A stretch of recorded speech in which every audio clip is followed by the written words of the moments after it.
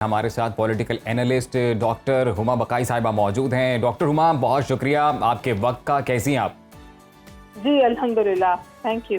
Doctor Huma, ये बताइएगा कि इंटरिम प्राइम मिनिस्टर का नाम अभी तक फाइनल नहीं हो पा रहा है। आपको क्या लगता है कि ये किस रुख जाएगा ये तमाम तर मामला? ये कोई नई हिकमत अमली है? नहीं जी, फिलवक्त तो कोई नई हिकमत अमली नहीं है, लेकिन इसके फिर दूरअज़ असरात जरूर हो सकते हैं। लेकिन एक बात बिल्कुल वाज़ेह हो गई कि जो ये दो बड़ी जमातें बिलखुसूस PMLN और पीपल्स पार्टी जो ये जुड़े थे एक थर्ड फोर्स को हटाने के लिए, अब इनमें आपस में जबरदस्त मिसट्रस्ट है और अगले इलेक्शंस में ये अपनी अपनी सोच रहे हैं और इसी वजह से कोई कंसेंसस कैंडिडेट इमर्ज नहीं हो पा रहा। बावजूद उसके कि आपको पता है कि 24 घंटे पहले दो बहुत मजबूत नाम जो थे वो सर्कुलेट कर रहे थे ट्विटर। हुमा साहब, अब तो तीसरा नाम भी आ गया, सेनेटर सादिक सेंटर अली। राहील शरीफ साहब का भी नाम आ गया। बिल्कुल। तो लेकिन कंसेंसस नहीं हो रहा ना, किसी पे फैसला नहीं हो रहा और मतलब ट्विटर ट्रेंड भी बन गया, खबरें भी आने लगी, हर टॉक शो की टॉप स्टोरी यही है। लेकिन मेरा ख्याल है कि जो आपस की फॉल्ट लाइन है, जो मिसट्रस्ट है, जो अगले इलेक्शंस को मैनिपुलेट करने की कोशिश है, वो एक कंसेंसस कैंडिडेट इमर्ज नहीं होने दे रही। और एक तो ये इंटर पार्टी राइवलरी है और फिर मेरा ख्याल है कि किसी हद तक एक जमात का एस्टेब्लिशमेंट से करीब होना दूसरी जमात के लिए भी लम्हा फिक्रिया है। लेकिन इसकी बेसिक वजह क्या हो सकती है डॉक्टर हुमा? क्योंकि पीपल्स पार्टी है या नून लीग है आपस में इत्तेहादी के तौर पर ही चल रहे हैं और अगर हम ऑपोजिशन लीडर की बात करें तो वो भी तकरीबन इनकी फेवर में ही हैं। तो इतनी इबाम की वजह क्या है कि अब तक, यानी कि 2 दिन हो गए हुकूमत को गए, लेकिन अब तक निगरान वजीर आजम का कुछ पता ही नहीं है कौन होगा?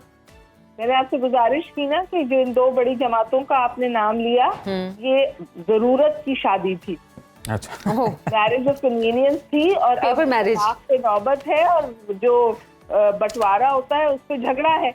और उससे भी ज्यादा अहम बात यह है कि एक जमात के बारे में ये ख्याल किया जा रहा है कि वो एस्टैब्लिशमेंट से ज्यादा करीब है, तो दूसरी जमात अपने आप को प्रोटेक्ट करने के लिए in the fourth coming election या क्या हालात बनते हैं। क्योंकि देखिए एक बहुत बड़ी खबर जो पैरेलल चल रही है वो ये कि 90 दिन में शायद इलेक्शन नहीं होंगे। बिल्कुल। और ये सेटअप स्क्रैच होगा, तो जो जमात अपने आप को एस्टेब्लिशमेंट से कदर कम करीब समझती है वो अपनी इंश्योरेंस चाहती है। यही वो स्टेक्स हैं जिनकी वजह से कंसेंसस डॉक्यूमेंट कैंडिडेट जो है। अच्छा डॉक्टर साहिबा, अगर हम मफरूजे पे बात करें, अगर हम थोड़ा सा सिचुएशन को स्पेकुलेट करें तो आपको लगता है कि कोई ऐसी सिचुएशन बन सकती है? गालिबन जो आर्टिकल 94 है कॉन्स्टिट्यूशन का, वो अलाउ करता है जो करंट प्राइम मिनिस्टर या जो अब इस्तीफा जो है वो असेंबली जो है वो सारी डिसॉल्व हो चुकी है, लेकिन इसके बावजूद जो सदर हैं वो रिक्वेस्ट कर सकते हैं या वो एडवाइस कर सकते हैं प्राइम मिनिस्टर को कि वही जो है वो इंटरिम PM के लिए भी अपना किरदार अदा करते रहें जब तक इंटरिम PM का नाम फाइनल नहीं होता। नहीं, मेरा नहीं ख्याल कि ये एक्सेप्टेबल होगा। अगर इसकी एक्सेप्टेबिलिटी होती तो फिर जो कैंडिडेट था उस पर ही समझिए तस्फिया हो जाता। एक जो प्रोसेस है वो चलेगा, या तो नाम आ जाएगा या वो जो पूरा प्रोसेस है वो चलेगा और फिर फाइनली जहां बक आके स्टॉप करता है इलेक्शन कमीशन पे वहां से नाम आएगा।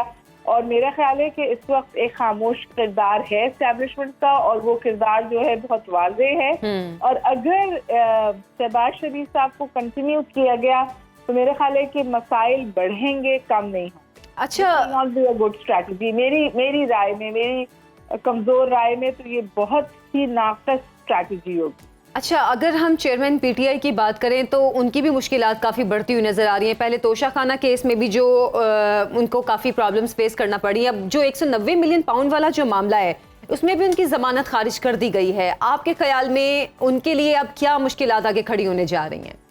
मेरे ख्याल है वो तो आपको बिल्कुल वाज़ेह नज़र आता है कि और मेरे ख्याल है उनके ऊपर कोई 140 मुकदमे हैं, तो वो अगर एक से निकलेंगे तो दूसरे में फंसेंगे, दूसरे से निकलेंगे तो तीसरे में फंसेंगे। तो आई थिंक द इंटायर इस वक्त जो मिशनरी है वो गियर्ड है इस बात की तरफ कि उन्हें जो है इलेक्शन से या कैंपेन से या इलेक्टोरल प्रोसेस से कतई तौर पर अलहदा रखा जाए। लेकिन पाकिस्तान की सियासत, हमें जो पॉलिटिकल हिस्ट्री है वो हमें बताती है कि यहाँ कोई चीज़ हुर्फ़े आखिर नहीं होती। फिल वक्त इमरान खान साहब की मुश्किलों में इजाफा हो रहा है, कमी नहीं हो रही। फिल वक्त चेयरमैन पीटीआई की मुश्किलात में इजाफा होता दिखाई दे रहा है। डॉक्टर हुमा बकाई साहिबा, बहुत शुक्रिया, आप उस दिनों पाकिस्तान का हिस्सा बनी और वो इमर्जिंग पॉलिटिकल सिचुएशन है उस पर इन डिटेल उन्होंने तज्जिया पेश किया। बिल्कुल, आप कहीं भी हो, वक्त कोई भी हो, वाकिफ रहें दुनिया भर के अहम हालात, वाकयात और अहम खबरों से। अभी सुनो न्यूज़ का यूट्यूब चैनल सब्सक्राइब करें और क्लिक करें बेल आइकन पर और हमेशा बाखबर रहें।